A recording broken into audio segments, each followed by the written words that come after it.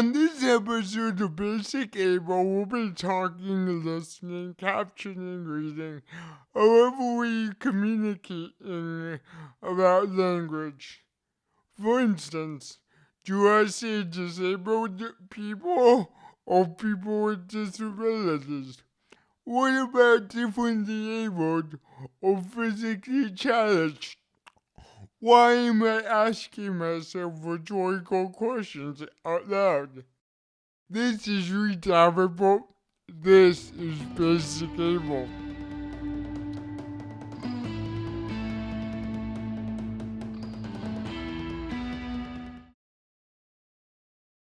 Language.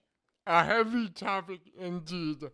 A lot of people tell me that I need to clean up my language, that I swear too much, but they don't realize how clumsy I am, motherfuckers.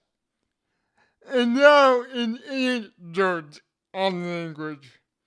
Since I moved into my apartment a little more than a year ago, I have become very close with a few of my neighbors. And it was just brought to my attention that before we got to know each other, I was referred to as the hot guy in the wheelchair. And I was offended. Why did they have to use both of those descriptors? Why couldn't I just be the guy in the wheelchair?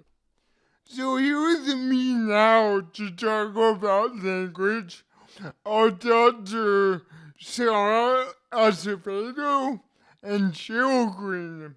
Sara is an autistic mestiza, educator, and disability justice advocate born and raised in Colombia.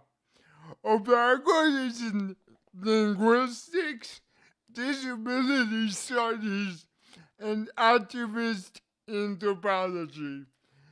Sara is adjunct faculty in interdisciplinary studies and recently received her PhD in anthropology and social change.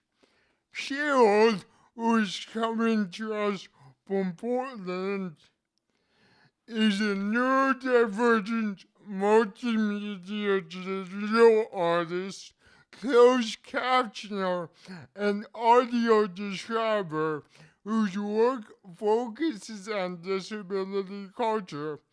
She's on the board of the Disability Art and Culture Project and wants to tell everyone about her cat all the time. For the record, Cheryl said she would not participate in this episode unless I mentioned her cat. So there's that. Welcome, Sara and Cheryl. Thank you for being here. Hi, Reid. Thank you for having us. Hi, Reid. It's great to be with y'all. And I didn't bring my cat, so thank you for mentioning him. Yeah, I just wanted to do my due diligence. So now, because this is the last show of the season, and we'll be back in the fall, we'll be doing something a little different. Dare I say, special. I don't have any questions, but I just have a list of terms related to disability. And I want to throw these out there and see where the discussion goes. So we're going to start out with the fun one. She just ran over his horse. And that is one I've been hearing more and more often is differently abled. What are your thoughts on differently abled?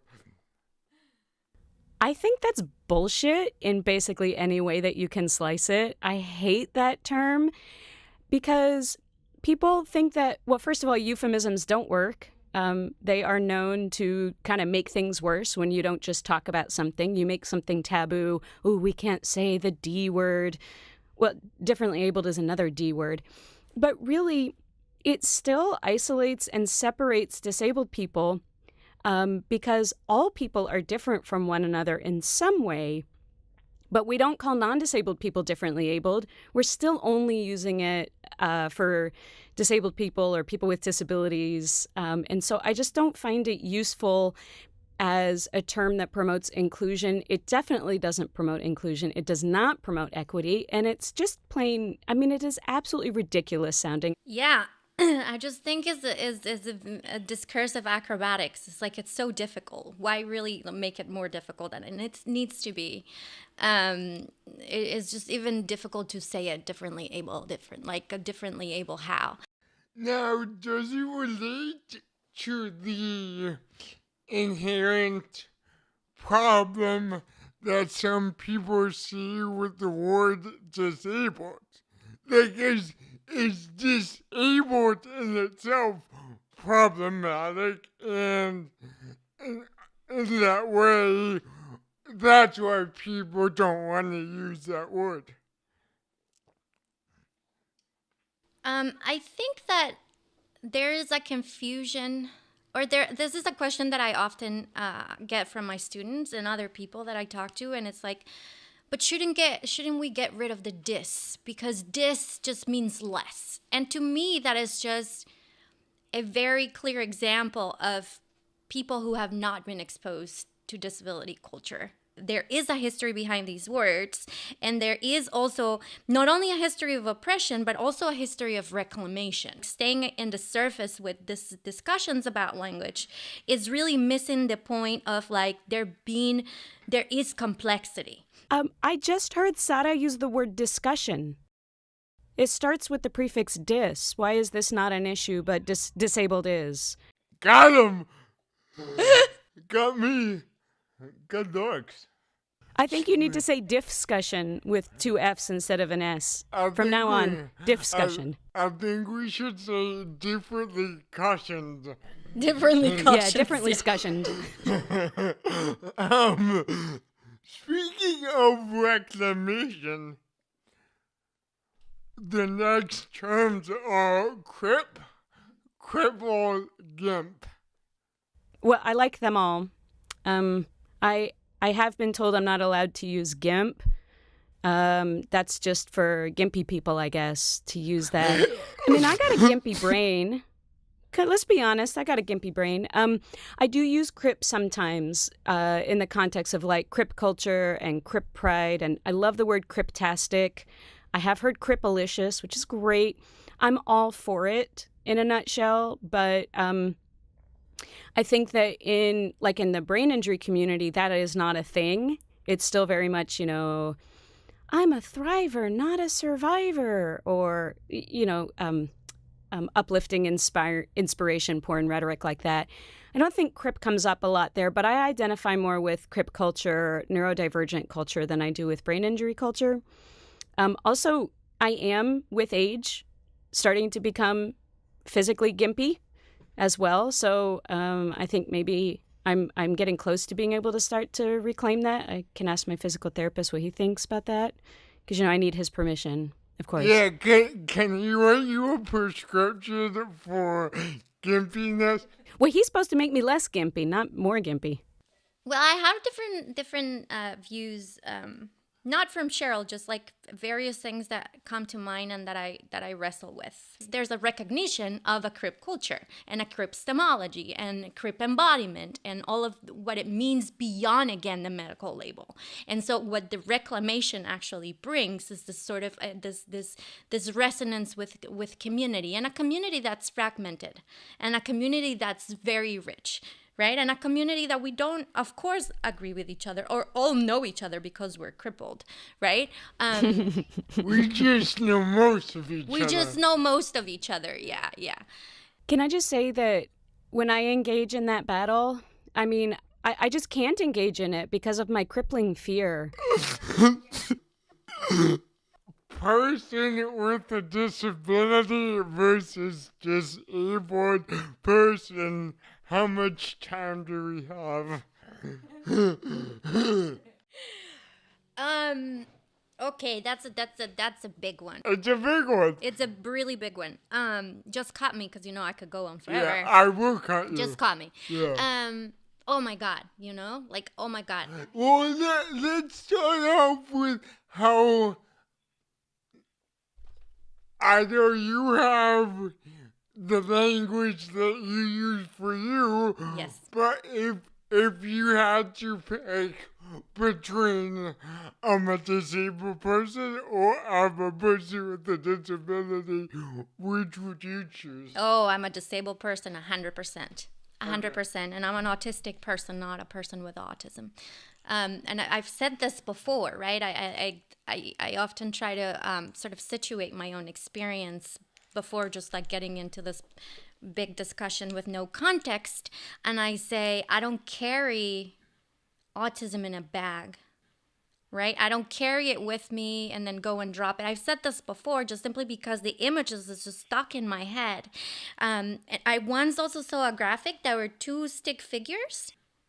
And one of them was carrying a bag, and the bag had all this multicolored, sort of like different hues of color and stuff, and it said autism. And then the little stick figure next to it, the whole brain was in this different color hues, right? And so that really brought it home for me at a visual level, at a way that I could sort of internalize and always carry that image with me and share it with people. Cheryl. I mean, what could I add to that? Seriously. I don't know what I could add to that. I really have a lot of feelings and resonance around everything that you said, Sara. Let me throw a wrench into this kumbaya moment here. I usually use person first. And I can only proffer this, but it's interesting. It will be interesting to see if there's a difference between people with quote-unquote invisible disabilities versus quote-unquote visible disabilities.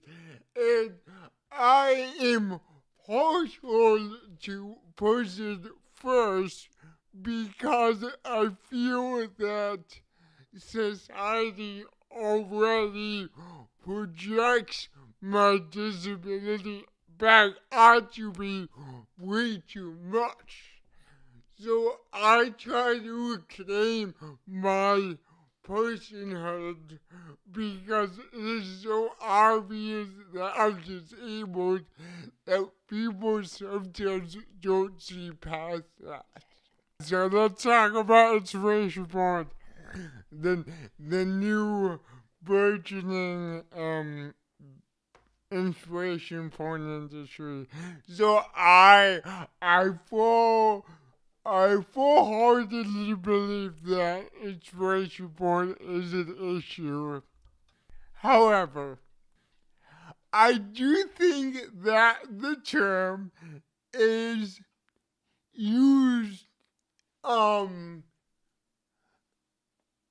to cover up laziness. I read a film, I think both of you have seen it, about baseball and growing up with a disability. And I made it first and foremost for myself to take all this pain I had and turn it into a film. And people within the community have suggested to me that film was inspiration porn. And if that's where we're at, I think the term is problematic. Because I was not making a film to inspire other people. I was making a film about my life that I wanted to reflect upon. Here's a clip.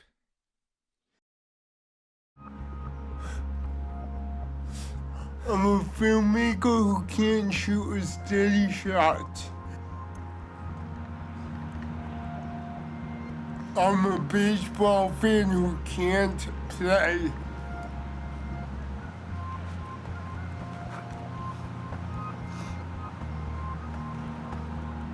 But it's worth it for those moments when I make it onto the field.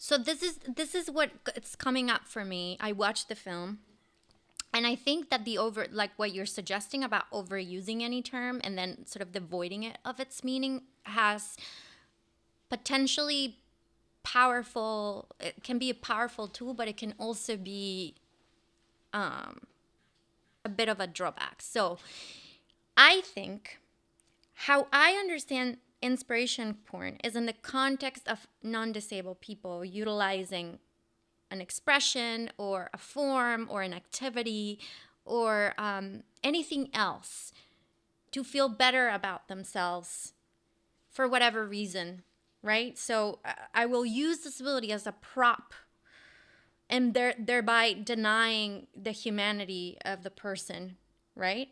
The disabled person, by sort of appropriating that image and applying it to my life to make me feel better because, oh, I was lazy, quote unquote, to go to the gym today, but my life could be worse because look. And that's the most classical example, let's say. So I'm having this, and let's discuss, because this is such an interesting point. It's like, how do we, at what point do we say, okay, this word, we're like devoiding it of its meaning completely? And does it mean that disabled people also use inspiration porn? You know, when I was making this film, I was acutely aware of inspiration porn. So I was even trying to go against inspiration porn.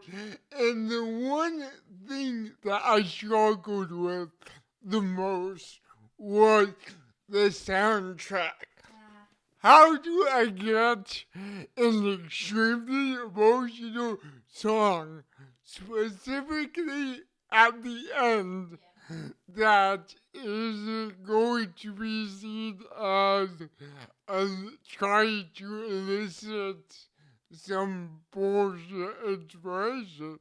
But then again, the reason why we have this term and the reason why it could be read that way is because there is so much inspiration porn out there that, you know, you don't need to be 18 years old to purchase at your local Walgreens. It's everywhere. It is, and people think that they want it, and maybe a lot of people do, but I find that no matter what work I present, people tell me it's inspiring. When I tell people I made a very non-inspirational film, they still tell me it was inspiring. And so I think that people have a limited mindset about what it is that they're supposed to say around expressions of disability. And so I get told that my life is sad. Not by people who have asked me what I think of my life, but I've told it's tragic, it's sad. They don't know how I could live this way. They don't know how I've come this far, what an inspiration I am. And they don't have any backstory to any of it, yet they just, people have told me they couldn't possibly live through what I've lived through without knowing what I've lived through. Developmentally disabled. Okay. I mean, technically, I'm developmentally disabled. Mm-hmm. So it's like, what does it mean? Like, is there a point to this overly medicalized term? Like, what if you're gonna have this medicalized term, what's the point to it? The point is that we still, as a broader society, feel like people with disabilities, your role is to be a patient and receive services. And the best way to do that is get your diagnosis. So that's the point of it, is to line people up for services. It's to rank people. It's to decide who's going to get to participate. If you have that label, then it's inspiring and exciting that anyone would ask you to prom. Whereas if you don't have the label, then whatever, of course you would be asked to prom. I mean, that's one example. There are other examples. But I love being a token. I know. Who doesn't? It's so fun to be a token. But so that's the point of it. The point of it is to rank people and get them set up for services. Unfortunately, there's just so much. One of the problems I've seen is I am not someone who's ever been diagnosed with a developmental disability. So I'm going to speak from outside that category or that label. I have a lot of friends over the course of my life who have carried that diagnosis, and I have seen a divide. I have seen some people say, I don't want that label. I'm not developmentally disabled like them. And this is a big problem for me, because anytime we say, I don't want a label that those type of people have, we're really dividing the community, and we're doing that disability hierarchy. It would be cool to have CP, but developmental disability label. That's not a developmental disability like that one over. So it's troubling when it's used to rank people, and it's very common in the traumatic brain injury community too. I don't have a disability like that. I'm like, well, what do you think of people who have cognitive or intellectual disabilities or developmental disability diagnosis? Like, you're really giving some hints about what you think about this community of people when you say, I'm not disabled like them. Yeah, I've been encountering for a while now, and I've been having these conversations with other autistic scholars and activists around this. Another sort of dividing ourselves is to sort of speak about autism in ways that, but we are intelligent. We are intelligent, okay? We are. It's like this assertion that we need to affirm our humanity by dehumanizing other disabled people. So if we say, but we're autistic, we're intelligent, we're in here, we are active, our brains work, it's like, it's tacitly implying that people with intellectual and other cognitive disabilities are not so, and what does intelligence mean? So I go back to this whole idea of development. What does a development mean, right? How are we how did we develop differently than others? And who gets to determine what regular or normative development is? And so in that sense, it's like just like contesting assumptions, all of them. Like, what is intelligence? I do not believe in that I don't know. I believe it's a construct, and I believe it's a very Western-centric, Anglo-centric construct that speaks to this idea of ideal humanity. And who got to determine that? Like, what kinds of bodies and identities got to determine what a ideal humanity was?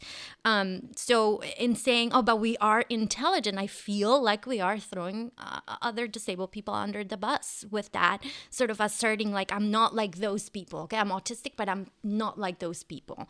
So I find it complex.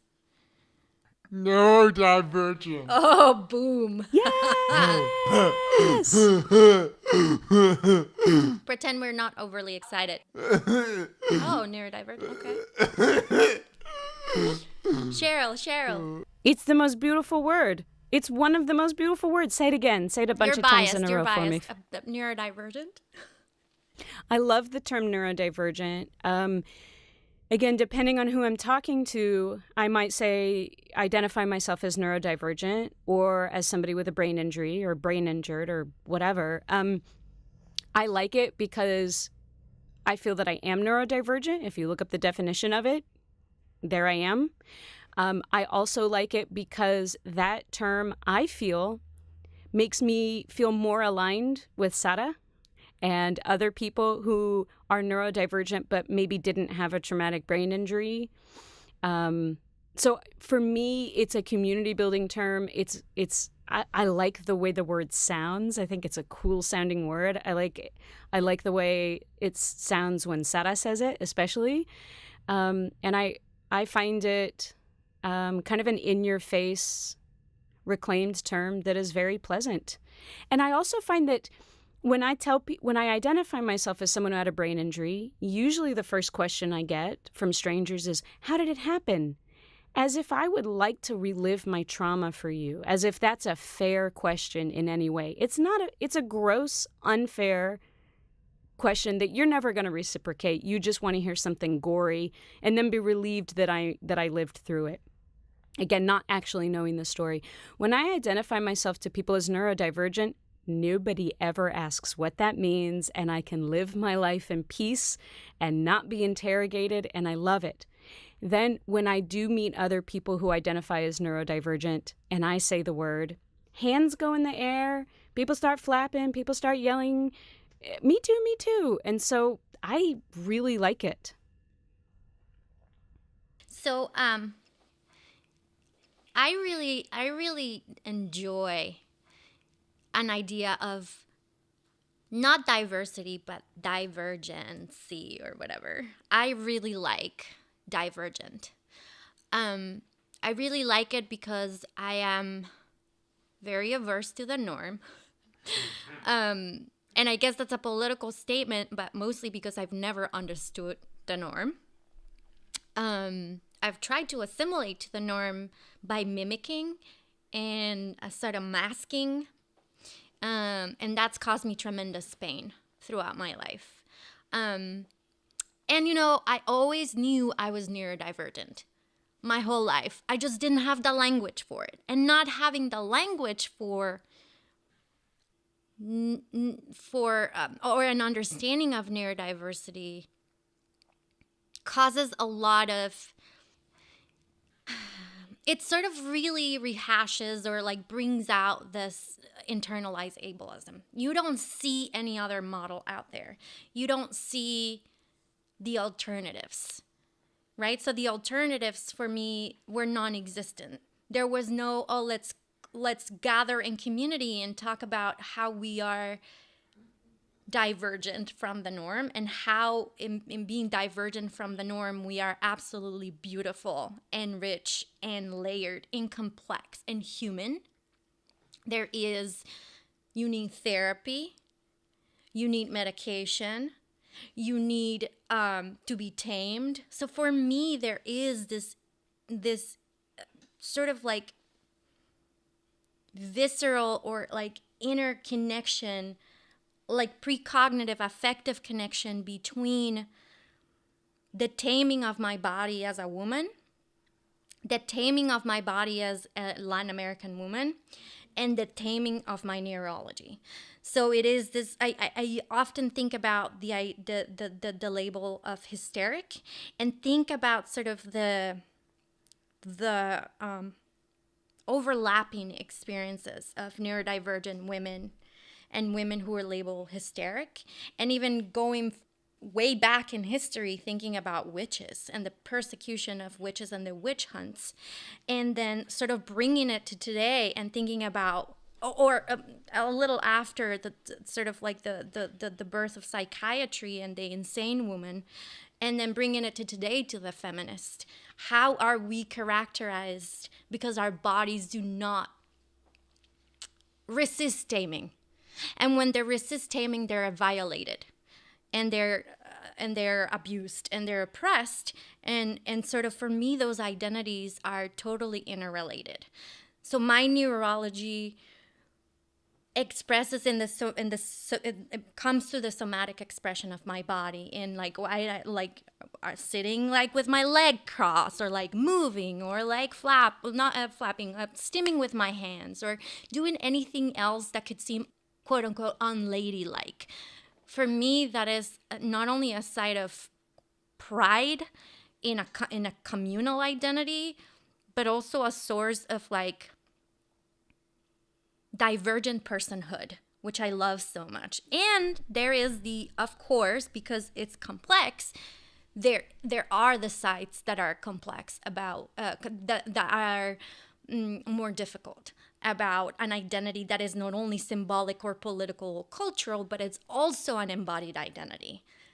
And that causes there's distress in a lot of that. And there is not only the stress from what medical professionals would project onto my body, but there's the stress because of crippling anxiety, because of extreme anxiety and other things that I live with. But that is not something that I would disregard from my identity. It is actually part of who I am. It makes me complex. It makes me human. It makes me vulnerable. And it makes me be happy and sad and upset and anxious and all of the things at once. And I think that severing a part of my identity by like rejecting, I'm not saying I enjoy anxiety, but rejecting that would also be rejecting the things that my brain does and that are make me who I am and that inform the work that I do.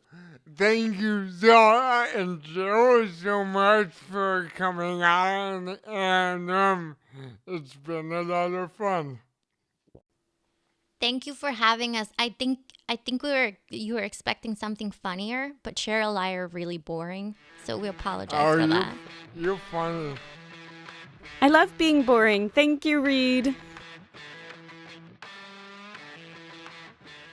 Basic Able is presented by Through My Lens and made possible through a grant from the Ford Foundation.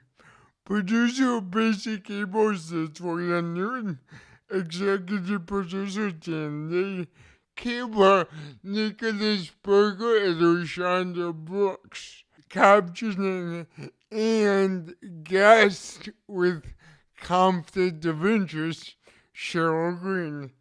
Visit throughmylens.org to find out more about how we're disrupting media portrayal of disability and how to get involved.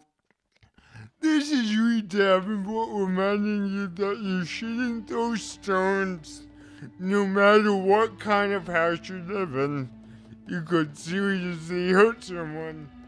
Thank you for listening, watching, or reading Basic Able. I'll see you in the fall. Oh, yeah.